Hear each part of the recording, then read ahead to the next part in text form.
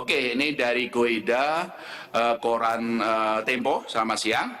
Ini menanyakan, Standard & Poor memberikan outlook negatif pada Indonesia karena ekspektasi beberapa waktu ke depan Indonesia akan menghadapi kenaikan risiko eksternal dan fiskal akibat meningkatnya kewajiban utang luar negeri dan beban utang dari pemerintah, ya.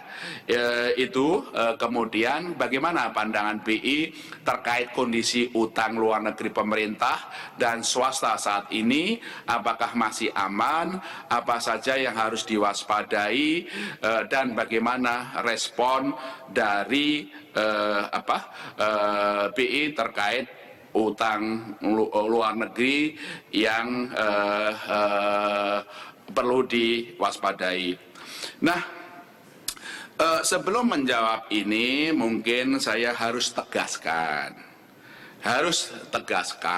bahwa Standard & Poor, kalau saya baca itu masih meyakini atas kondisi di Indonesia dan langkah-langkah kebijakan yang ditempuh. Kalau kita baca dari sisi press release-nya itu juga mencatat, ya, 4 hal penting.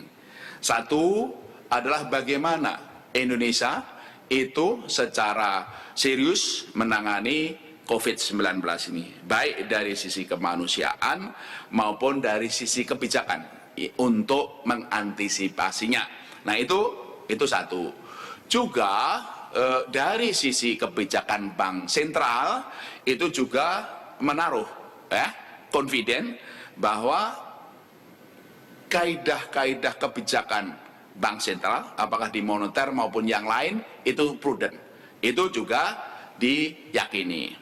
Yang ketiga, memang juga S&P juga melihat keperluannya untuk defisit fiskal yang lebih tinggi. Karena untuk juga tidak hanya kenaikan anggaran untuk mengatasi masalah kesehatan, tapi juga bagaimana meningkatkan pendapatan masyarakat karena tidak bisa bekerja atau aktivitasnya terganggu karena mobilitas manusianya terganggu karena COVID-19, ya, penanganan COVID-19, juga untuk kemudian mendukung upaya pemulihan ekonomi. Dan tentu saja yang keempat, S&P juga melihat setelah COVID-19 ini prospek ekonomi Indonesia itu akan lebih baik. Kenapa? Juga meyakini langkah-langkah reformasi struktural yang dilakukan Indonesia juga akan terus berlangsung. Termasuk juga rencana untuk menerapkan Omnibus Law untuk lebih banyak menarik investasi. Itu yang kami lihat. Memang ini salah satu faktor yang kemudian mendorong S&P kemudian mengubah dari outlook yang semula positif kemudian menjadi negatif. Antara lain masalah risiko eksternal dan fiskal. Risiko eksternal dan fiskal ini kalau saya lihat berkaitan dengan utang luar negeri dan beban utang dari sisi pemerintah. Nah, kalau saya lihat data-data kami di posisi, ya, kawan-kawan bisa melihat karena setiap bulan kami juga merilis, ya, data-data utang luar negeri di websitenya BI itu selalu dirilis. Jadi kawan-kawan secara detail bisa melihat jumlahnya piro, kemudian komposisinya seperti apa, itu bisa dilihat. Nah, kalau kita lihat posisi ULN Februari 2020, jumlahnya itu memang 407,5 miliar, terdiri dari swasta 204,2 miliar dan pemerintah 203,3 miliar. Ya, itu seperti itu. Nah, kalau kita lihat lebih lanjut, kami melihat bahwa utang luar negeri Indonesia itu, ya, masih aman dan terkendali, ya, masih aman, terkendali dan produktif. ya, aman, terkendali dan produktif. Kalau kita lihat bicara terkendali, ya, kita harus paham utang luar negeri Indonesia itu kan macam-macam. Ada utang luar negeri pemerintah. Nah, kalau kita bicara utang luar negeri pemerintah, itu berkaitan dengan defisit fiskal. Nah, kalau kita berkaitan dengan defisit fiskal, dalam kondisi normal itu kan selalu melalui persetujuan DPR. Dan dengan demikian tingkat kenaikan defisit fiskal dan pembiayaan dalam bentuk ULN itu juga melalui persetujuan dari DPR. Terkendalinya adalah seperti itu. Yang kedua, kalau kita terkait dengan utang luar negerinya bank, itu juga ada peraturan yang dari Bank Indonesia bahwa utang luar negeri bank itu memerlukan persetujuan dari Bank Indonesia, itu ya. Bagaimana mengenai utang luar negeri swasta? Nah, utang luar negeri swasta itu ada peraturan Bank Indonesia yang mewajibkan mereka menerapkan manajemen risiko secara prudent, yaitu kewajiban hedging dan kewajiban untuk minimum ratingnya. Itu seperti itu. Dalam konteks itu, maka itu memang terkendali. Nah, dalam konteks yang kemudian berkaitan dengan rencana pemerintah untuk menerbitkan SBN dalam rangka pemulihan ekonomi maupun defisit fiskal dari penanganan pandemi COVID-19 ini memang ada kebutuhan untuk meningkatkan SBN ya dari sisi pemerintah. Nah, dalam konteks seperti ini ya ada kemungkinan bahwa SBN yang akan diterbitkan oleh pemerintah akan naik.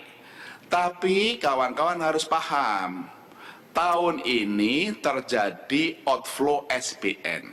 Saya ulangi lagi, terjadi outflow SBN yang menyebabkan kenapa porsi kepemilikan asing di SBN itu menurun. Kalau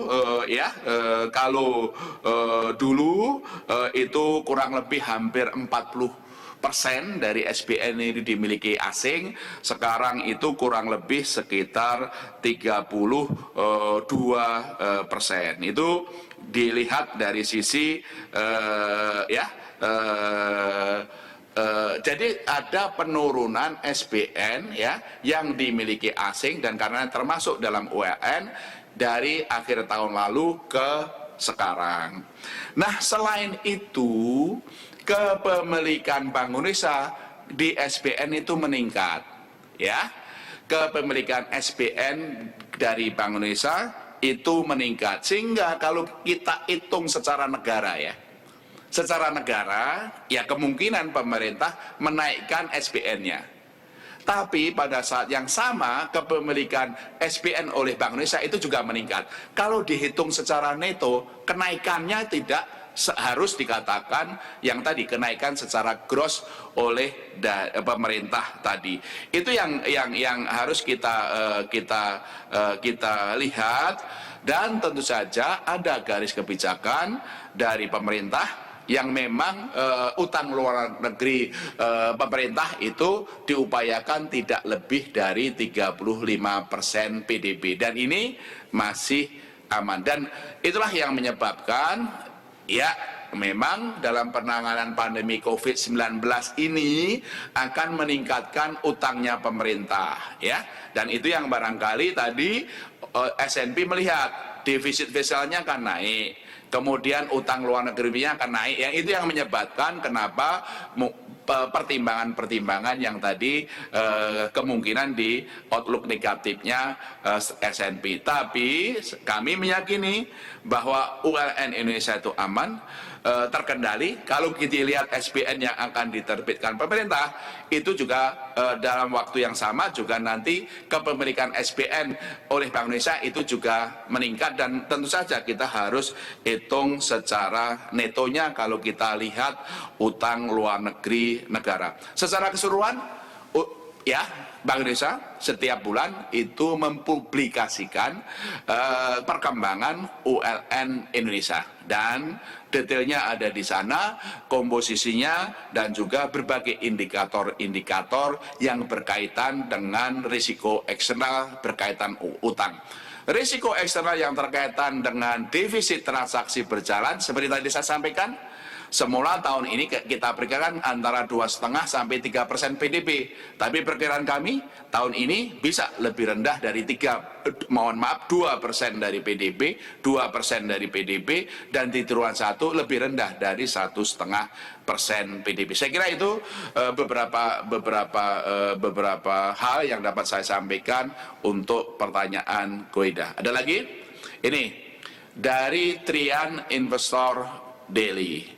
Ada pertanyaan, IMF memproyeksikan ekonomi Indonesia 2020 hanya tumbuh 0,5% dan 2021 recovery hingga 8,2%. Bagaimana menurut BI? Nah, ini sebagaimana saya jelaskan pada briefing sebelumnya, perkiraan ini termasuk yang dari IMF ataupun juga dari pemerintah, dan setelah kita berkoordinasi juga dengan Bank Indonesia, akan sangat tergantung satu, pola visipnya kayak apa. Yang bottomnya itu apakah 1 bulan, 2 bulan, 2,5 bulan bottomnya ya. Itu seperti itu, dan pola recovery-nya seperti apa, dan itu semua akan sangat tergantung pada penanganan COVID di masing-masing negara. Seperti tadi saya sampaikan, untuk penanganan COVID di Indonesia ini kan penerapan PSBB yang kemudian di berbagai daerah itu diperkirakan juga akan memperpendek masalah pola visip yang di bawahnya itu. Dan tentu saja akan juga lebih mempercepat bagaimana proses pemulihannya. Itu adalah satu. Yang kedua adalah bagaimana pemerintah suatu negara dan bank sentralnya menempuh langkah-langkah untuk memitigasi dampak dari COVID terhadap ekonomi dan sektor keuangannya. Itu akan mempengaruhi, ya.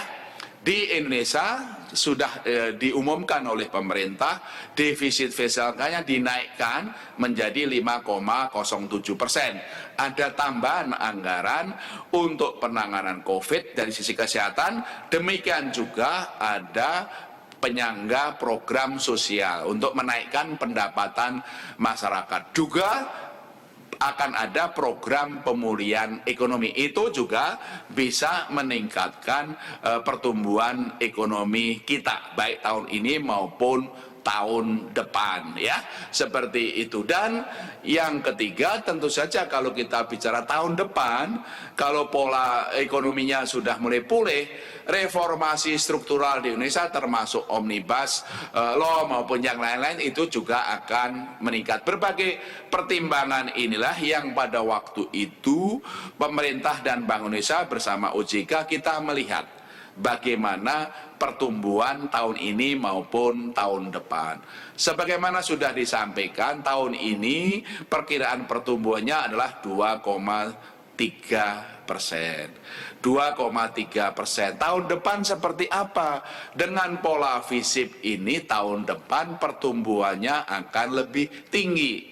Perkiraan-perkiraan kami bisa saja mencapai 6%. Semula kami perkirakan 5,2%, tapi bisa juga lebih tinggi dengan pola visip ini, ya. Baik karena economic recovery-nya maupun dengan pola visip atau tahun pengaruh dari tahun dasar. Jadi sementara ini kami memperkirakan bahwa tahun ini 2,3%, tahun depan itu insya Allah ya lebih tinggi dari 5,2%. Itu yang kami masih terus melihat, dan tentu saja dalam proses nanti APBN untuk 2021 akan ada pembahasan itu baik pemerintah dengan kami. Biasanya nanti juga kami akan menyampaikan pandangan-pandangan Bank Indonesia di Banggar maupun yang lain dalam proses APBN 2021, dan tentu saja nanti ada update angka yang lebih ke sana, ya. Ada pertanyaan nomor 2, pertumbuhan yang diproyeksikan tinggi pada tahun 2021 tersebut, apakah karena basis pertumbuhan yang turun tajam di 2020? Faktor apa yang menjadi pendorong cepatnya akselerasi pemulihan ekonomi di tahun depan? Nah, pertanyaan yang sama juga dari Hadijah Bisnis Indonesia. Sekali lagi, tadi saya sampaikan faktor-faktor yang satu, bahwa dampak dari COVID ini tentu saja polanya V-shape, tinggal V-shape-nya berapa bulan, ya, kemungkinan bisa 2 bulan atau 3 bulan, ya, itu yang faktor-faktor itu. Yang kedua, stimulus, ya, stimulus fiskal, stimulus moneter, ya, pemulihan ekonomi, itu akan, yang kedua akan berpengaruh seperti itu, ya. Di tahun 2021 tidak hanya berbagai program pemulihan ekonomi, tapi juga ada kemudian berbagai langkah-langkah reformasi struktural yang ditempuh oleh pemerintah untuk meningkatkan investasi, dan oleh karena itu berbagai hal itu akan mempengaruhi tingginya pertumbuhan ekonomi di 2021. Tentu saja secara statistik kalau ekonomi kita sebelum COVID itu kita perkirakan bisa 5,2, kemudian turun karena COVID menjadi 2,3 secara base effect, ya, karena dari statistiknya kalau lebih rendah tahun depan secara statistik akan lebih tinggi, sehingga kenapa kami meyakini ya tahun depan bisa lebih tinggi dari 5,2%, bisa 5,6%, dan tidak tertutup kemungkinan bisa 6% karena dua faktor tadi, ya, pemulihan maupun karena faktor statistik base effect ini, efek dari yang rendah tahun ini. Saya kira itu jawaban dari saya. Ada Trian, Investor Daily, dan juga dari Wahyudi, The Straits Times. Seberapa besar dampak terhadap inflasi apabila BI membeli SBN di pasar perdana karena dilakukan bersamaan dengan Ramadan dan Lebaran? Bagaimana mekanisme mengurangi moral hazard penerbitan SBN, seperti kemungkinan permintaan restrukturisasi kredit? Berapa besar SBN yang bisa dibeli BI tanpa mempengaruhi nilai tukar dan inflasi? Ya. Saya jawab dulu yang berkaitan dengan Ramadan dan Lebaran. Tadi sudah saya jawab, insya Allah inflasi di Ramadan dan Lebaran itu lebih rendah dari historisnya. Lebih rendah dari historisnya. Kenapa? Ya, tadi saya sampaikan bahwa ketersediaan pasokan, bahan-bahan, barang-barang itu cukup. Apalagi sekarang bersamaan dengan masa panen.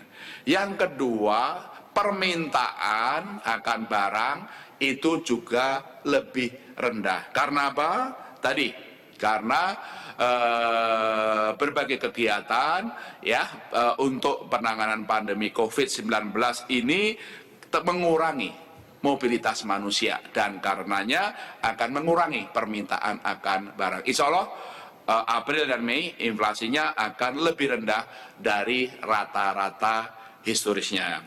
Nah, sekarang saya kaitkan bagaimana dampak dari pembelian SBN oleh Bank Indonesia di pasar perdana berkaitan dengan inflasi, termasuk juga moral hazard. Begini,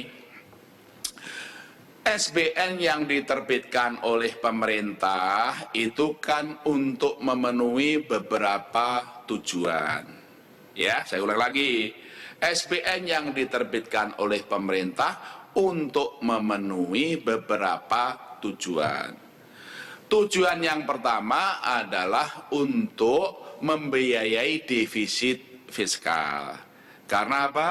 Karena kenaikan anggaran untuk kesehatan, ada kenaikan kemudian anggaran untuk program bantuan sosial, ya, apakah PKH, BPNT, kartu pratenaga kerja, kartu pintar, itu kan ada kenaikan, termasuk juga untuk tenaga medis.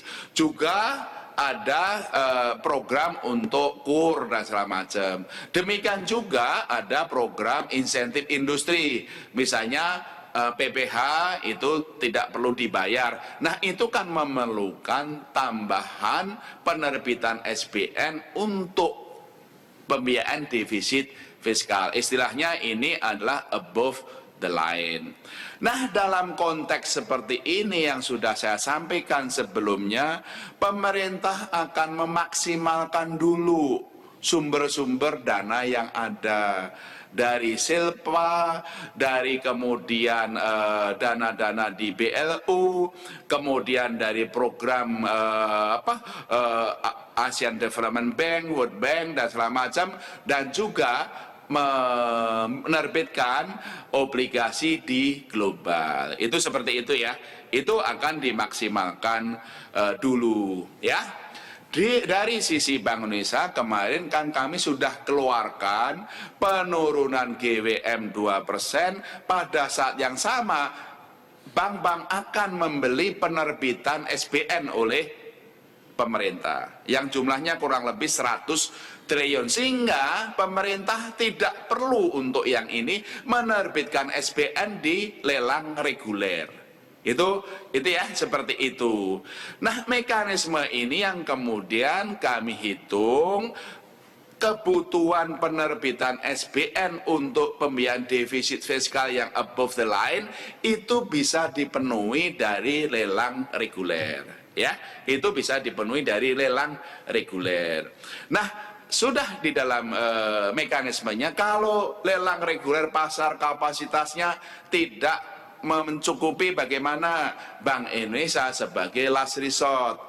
Last resort itu artinya apa? Ya, BI dalam lelang reguler seperti kemarin menjadi non-competitive bid. Non-competitive bid.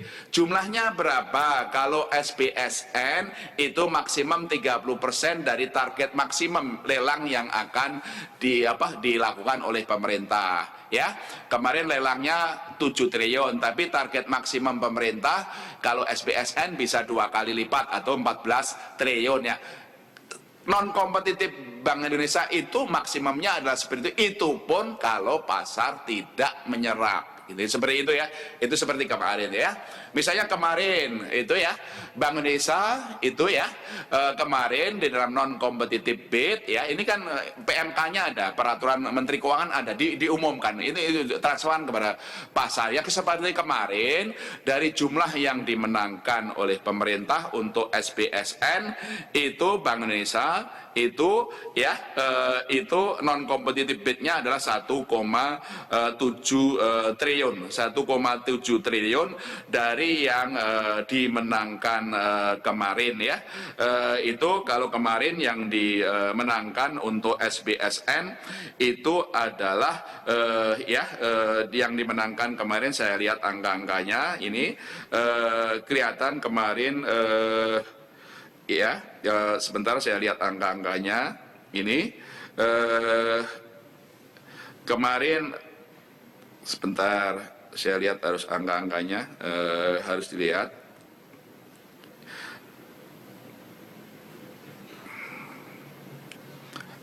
Kalau nggak salah yang dimenangkan kemarin adalah targetnya 7 triliun, yang dimenangkan sekitar 8 triliun atau berapa. Dari sisi itu Bank Indonesia itu adalah sebagai non competitive bidder itu sekitar 1,7 triliun lah, seperti itu ya. Maaf, kemarin yang dimenangkan adalah 9,98 triliun, 9,98 kemarin dalam lelang SBSN itu adalah target lelangnya 7 triliun, target maksimumnya adalah 14 triliun, kemudian incoming bidnya 18,8 triliun atau 2,7 kali lipat, yang dimenangkan adalah 9,98 triliun. Di antaranya sebagai non competitive bidder BI itu 1,7 triliun ya. Yang non Bank Indonesia itu hanya 1,7 dari 9,98 triliun. Jadi itu seperti itu. Ini kawan-kawan untuk menggambarkan sebetulnya pengaturan-pengaturan tadi saya katakan. Lelang reguler itu kami perkirakan ya sebagian besar akan diserap oleh pasar. Sementara yang Bank Indonesia sebagai last resortnya beli di pasar perdana itu hanya sebagian kecil. Dan itu juga ada cappingnya maksimum 30% untuk SBSN. Kalau untuk SBN maksimum 25%. Itu yang untuk menggambarkan bahwa dampak terhadap inflasinya itu terukur, ya, terukur, bahwa prinsip-prinsip di dalam pembelian SBN di pasar perdana oleh Bank Indonesia ini: satu, pemerintah harus memaksimalkan dulu sumber-sumber dana yang ada, termasuk dari global bond dan segala macam. Yang kedua, melalui mekanisme pasar untuk pembiayaan, pembelian SBN untuk pembiayaan defisit fiskal yang above the line. Yang ketiga, jumlahnya terukur dalam arti dampaknya terhadap inflasi, dan tentu saja juga ini bisa digunakan SBN-nya dalam operasi moneter. Itu adalah berbagai hal. Nah, berkaitan dengan nantinya ada SBN untuk tujuan yang kedua, untuk program pemulihan ekonomi, itu memang sedang dirumuskan oleh pemerintah, ya, sedang dirumuskan oleh pemerintah bersama OJK, dan kami juga ikut di situ. Bahwa dasar-dasar restrukturisasi kredit kan sudah ditegaskan oleh OJK, bahwa restrukturisasi kredit itu adalah kredit yang sebelum COVID itu lancar, gitu kan? Ya, tidak bermasalah. Ya, kalau ya itu ada beberapa yang dari ketentuannya OJK, restrukturisasi kredit yang memenuhi persyaratan tentu saja bukan kredit yang semula itu bermasalah, NPL-nya 3 atau 4 atau seperti itu. Bukan itu, adalah yang memang lancar, ya, seperti itu. Juga dilakukan oleh bank-bank yang memang yang sehat, ya, beberapa hal-hal seperti itu, sehingga dalam program seperti itu ada kriteria-kriteria yang OJK sudah mengeluarkan. Yang kedua, itu pun bank-bank harus menggunakan dulu SBN yang mereka miliki. SBN yang kan banyak bank yang sudah memiliki SBN. Nah, SBN-nya ini bisa direpokan ke Bank Indonesia untuk pendanaan tadi, untuk restrukturisasi kredit. Nah, kalau ada kurangnya baru pemerintah menerbitkan SBN, ya, baru pemerintah menerbitkan SBN. SBN nanti tentu saja kalau memang ya melalui pasar itu tidak mungkin, kan, lah di sini kemudian Bank Indonesia itu akan bisa membeli SBN. Itu pun dengan kriteria tentu saja tidak boleh itu bunganya di bawah biaya operasi moneter, karena seperti itu tentu saja tidak dimungkinkan karena tidak konsisten dengan kaidah-kaidah kebijakan moneter. Tapi ini semuanya sedang dirumuskan, pada waktunya akan diumumkan. Tapi yang pertama, untuk pembiayaan fiskal seperti tadi, mekanismenya sebagian besar bisa dipenuhi dengan pasar, ya. Kalaupun pasar itu kurang, Bank Indonesia sebagai last resort, ya, sebagai non-competitive bidder, dan juga bisa juga menjadi green option maupun yang lain, itu pun jumlahnya juga ada batasan-batasan tertentu, ya, agar sejalan dengan kaidah dampaknya terhadap inflasi itu terukur. Ya, itu ada pertanyaan selanjutnya, Tasya dari Bloomberg, apakah Bank Indonesia berpartisipasi di lelang sukuk pemerintah di pasar perdana kemarin? Tadi sudah saya jawab, ya, karena memang nota kesepahaman, ya, antara pemerintah, Menteri Keuangan dan Bank Indonesia itu sudah, untuk pembiayaan fiskal itu memang sudah disepakati dengan prinsip-prinsip tadi. Satu, pemerintah memaksimalkan sumber-sumber dana yang ada.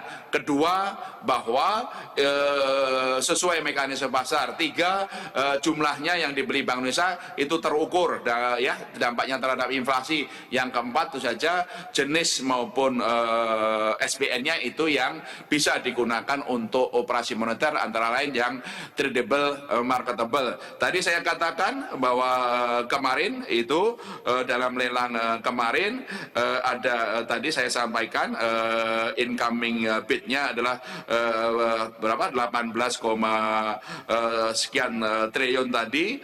Targetnya kemarin target 7 triliun, target yang maksimalnya 14 triliun, kemudian yang dimenangkan adalah 9,98 triliun, diantaranya Bank Indonesia sebagai non-competitive bidder 1,7 triliun. Itu tadi sudah saya gambarkan sebagai dasar kaidah-kaidah yang tadi saya jelaskan ya.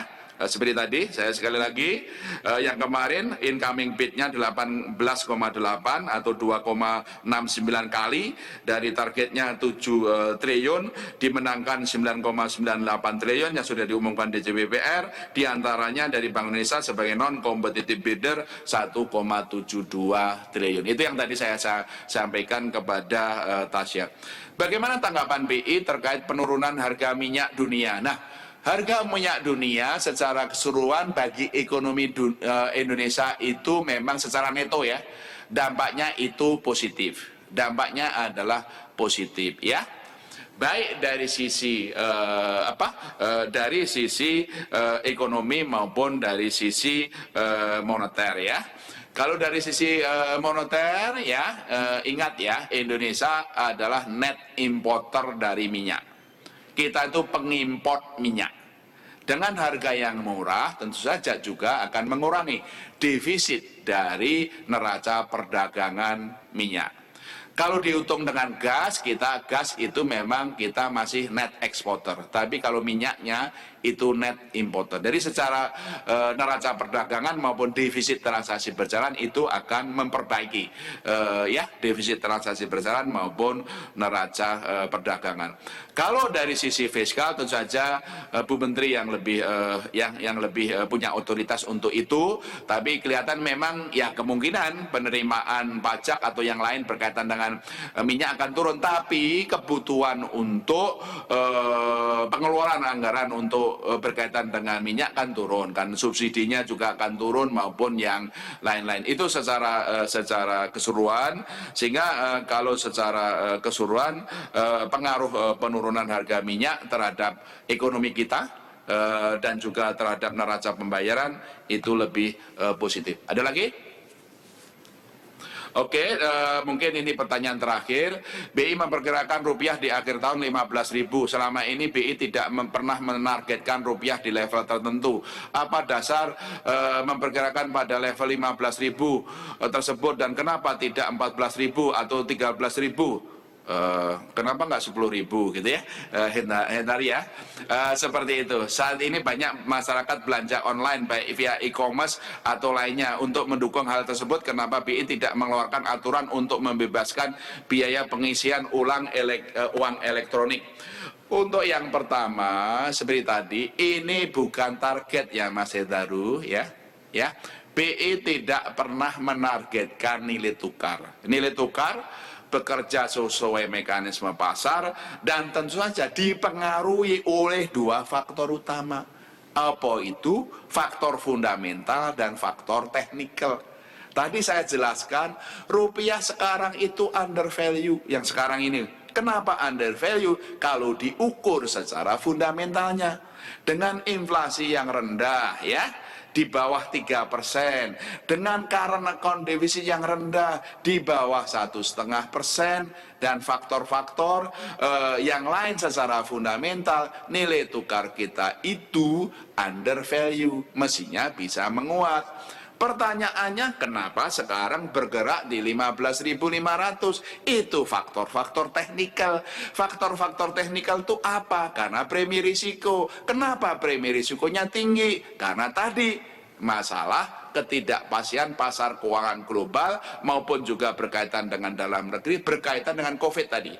Yang salah satu indikatornya yang fix tadi. Ya, fix sekarang sudah membaik, jauh membaik. Yang tadi saya sampaikan, angka-angkanya adalah sekitar fix ya, 43,8. Memang lebih tinggi dari 18,8 pada periode pas sebelum COVID, tapi 43,8 itu jauh lebih rendah dari 83,2 pada saat minggu kedua Maret. Nah, kedepannya bagaimana? Dengan COVID yang kemudian nanti di triwulan 3 ya, triwulan 3, kalau berbagai perkiraan ini COVID ini kan pengaruhnya yang paling dalam kan di triwulan 2, April, Mei, Juni, mungkin sebagian triwulan 3 ya, Juli ya, atau sebagian Agustus, moga-moga bisa lebih cepat. Tapi kalau triwulan 4 itu kan insya Allah COVID ini kan insya Allah ya, itu sudah bisa ditangani. Oleh karena itu, premi risikonya akan turun.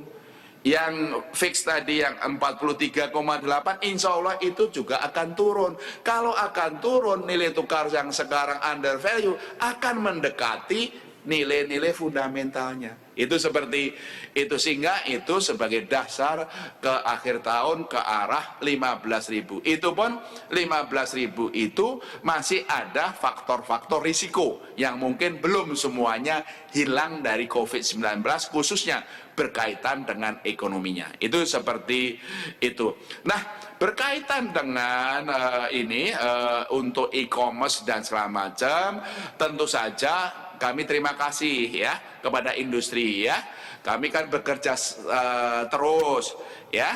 Apakah dengan perbankan, apakah dengan non-bank yang dalam bentuk ya kerjasama atau diskusi kami dengan perusahaan jasa sistem pembayaran. Itu ada dari kalangan perbankan, ada yang non-bank. Kami terus berdiskusi. Dengan kartu kredit kami juga bicara dengan Asosiasi Kartu Kredit Indonesia. Berbagai kebijakan-kebijakan itu kami diskusikan dengan industri. Kami ajak, yuk kawan-kawan industri, ini zamannya lagi susah, ayo gotong royong gitu loh. Atau gotong royong itu biayanya untuk yang kris gitu ya, yang merchant discount rate yang semula itu masa gratisnya kan sampai dengan Mei, yuk mau diperpanjang. Alhamdulillah, terima kasih para asosiasi, yuk Pak, setuju Pak, kita perpanjang sampai dengan September kalau tidak salah. Itu adalah bentuk kepedulian sosial dari PJSP itu. Demikian juga kemarin dengan Asosiasi Kartu Kredit Indonesia, kami bicara, yuk kawan-kawan, ini lagi zaman susah gitu ya, mari kita turunkan ya berbagai kemudahan-kemudahan dalam kartu kredit. Bukan ngajarin ngutang loh, bukan ngajarin ngutang, tapi ini kan zaman lagi susah, untuk mempermudah pembayaran secara virtual itu dalam masa seperti ini. Mbok, itu suku bunganya diturunkan, karena suku bunga kartu kredit di Indonesia itu kan tertinggi dari seluruh dunia, 26,6%. Kartu kredit itu kan 26,6 seluruh tinggi, mau diturunkan kan sejak tahun 2016 diturunkan ya.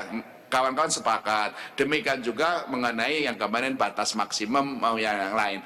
Jadi sekali lagi ini juga terima kasih kami kawan-kawan industri yang sama-sama menaruh kepedulian sosial sambil memperluas kemudahan, kelancaran dari transaksi pembayaran secara virtual, secara digital, sejalan dengan visinya Bank Indonesia yang sudah kita announce, blueprint sistem pembayaran 2025 ya. Segitu ya, taruh ya. Udah, ada lagi? Ya, nggak ada lagi ya? Ya, sudah nggak ada lagi. Benar nggak ada lagi? No. Kalau nggak ada lagi ya jangan dipaksa ya, nanti kan kita ketemu lagi minggu depan, kita Medan ketemu lagi ya, sampai ketemu. Kalau memang belum sampaikan WA atau kawan kepada Dikom nanti bisa menyampaikan kepada saya, nanti insya Allah dalam pertemuan briefing selanjutnya itu bisa dibahas, kalau diperlukan juga ada pembahasan lebih rinci ya. Sekian, sampai jumpa. Di sini Peri Warjio, Gubernur Bank Indonesia melaporkan dari Kantor Bank Indonesia Tamrin, yang insya Allah kita akan menyambung lagi untuk briefing selanjutnya ya. Stay healthy, stay safe, ikuti protokol COVID-19 yang diatur oleh pemerintah, dukung para relawan, dukung para rumah sakit, para dokter yang berjuang untuk kita. Mari bersama-sama kita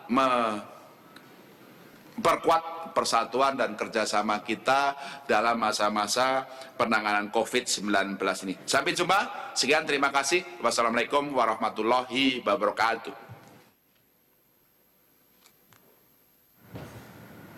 Ya, pemirsa, demikianlah laporan Gubernur Bank Indonesia Peri Warjio mengenai perkembangan ekonomi terkini. Surat utang Indonesia menarik minat pasar internasional menyusul atraktifnya imbal hasil atau yield. Premi risikonya pun berangsur-angsur turun. Daya tarik investasi SBN Indonesia membaik, lalu arus kas masuk atau capital inflow makin mengalir deras.